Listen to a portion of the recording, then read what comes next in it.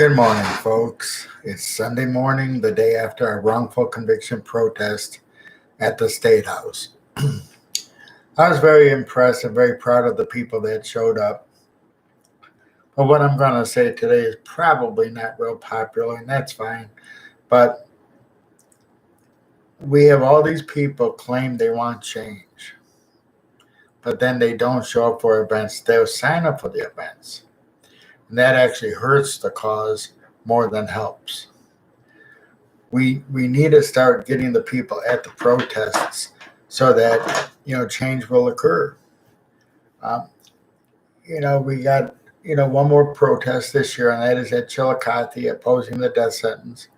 That will be on the 17th of this month from 1 to 3 p.m. at Chillicothe Correctional Institution. We need as many people that can show up. We've invited other organizations. We've pled with them to join forces. But the sad thing is, anytime, and I'm not saying any particular group, but anytime you bash an ex-offender for their past or anyone in an organization that is trying to help, you can't prosper, because we're in this for the same reason, or should be in for the same reason. And it's finding out that there's just so much hatefulness going around. And our organization will not act that way. We're going to act mature. I even got a bash from one inmate the other day, which one isn't bad, I guess. He said, "Oh, you were not wrongfully convicted." I said, "But you claim innocence." I said that to myself, and I said, I claim something happened, just not what I was convicted of. So usually when somebody points the fingers at someone else, they want, they're justifying maybe their own actions. And if you are guilty of something, own up to it, change, be released. And if you're not guilty, or if you're wrongfully convicted, there's always still ways you can improve your life while you're locked up, but at the same time, fight for your freedom. I've talked to so many people over the years, and when I was locked up, I had a lot of guys tell me they were innocent. I shouldn't say a lot of guys, a few, and not necessarily believing them. But then, as I look back, they got released through the Innocence Project. Then talking to my friends on death row that we do that show, I asked him one day, I said, "How many people claim to be innocent on there?" He said, "Very few." He said, "Most will admit their guilt." So the thing about people all saying they're innocent of a crime that they're not is not always accurate. So either way, I don't support the death sentence, because you just don't know if they're actually guilty or not. And in the state of Ohio and many other states, it is going by hearsay. They need to have a law that hearsay cannot be used for any of these, crimes that people are being convicted of. Because if there's not DNA, if there's not solid evidence, I just don't know how there can be a conviction. And there needs to be a review board through the Prosecutors Association to review cases, to see, if there would be any solid evidence to overturn a case. I know a couple cases where the person is innocent.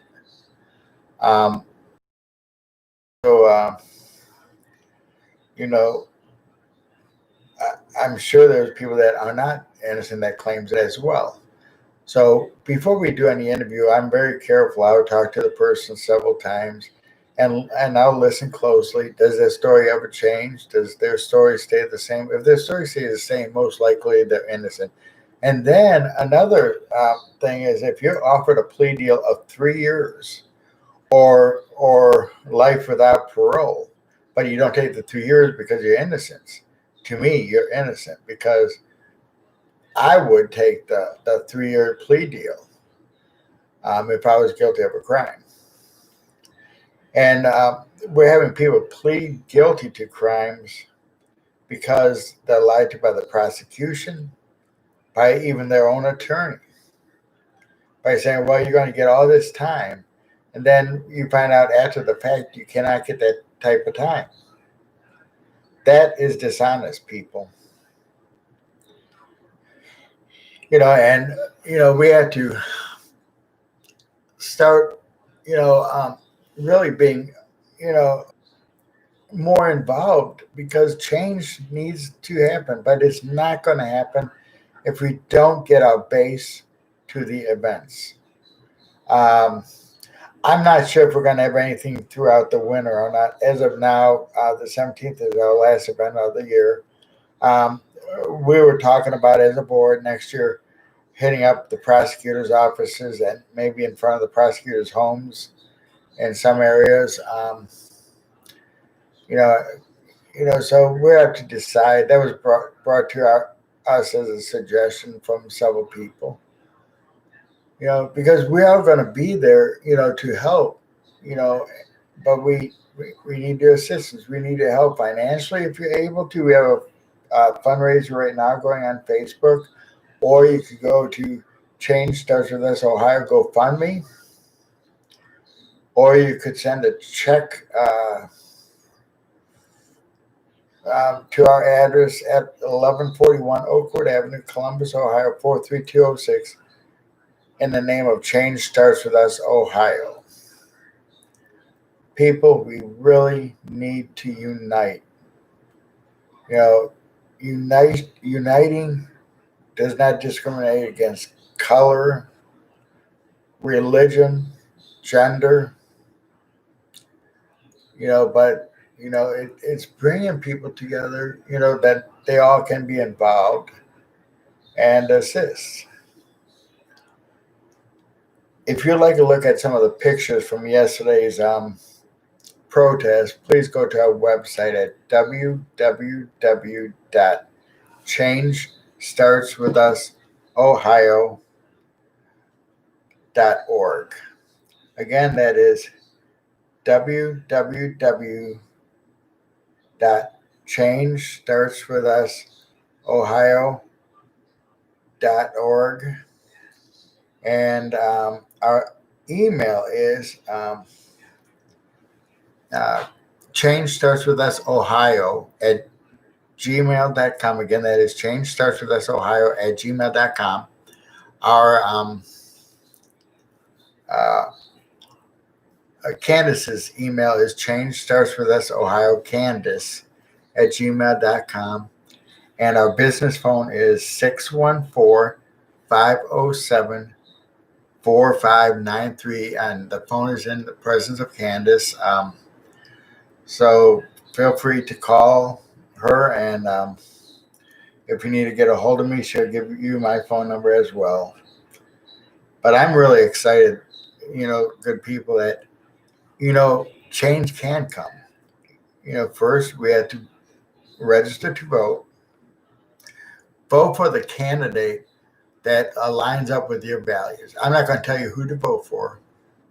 I know who I vote for in advance. But, look at who aligns up with your beliefs, and go from there. It's really exciting with some of the things that is happening, people. So let's pull together and let's, really crack down the whip. I really appreciate everyone, for your help, support, and prayer. And remember, let's pray for those behind bars.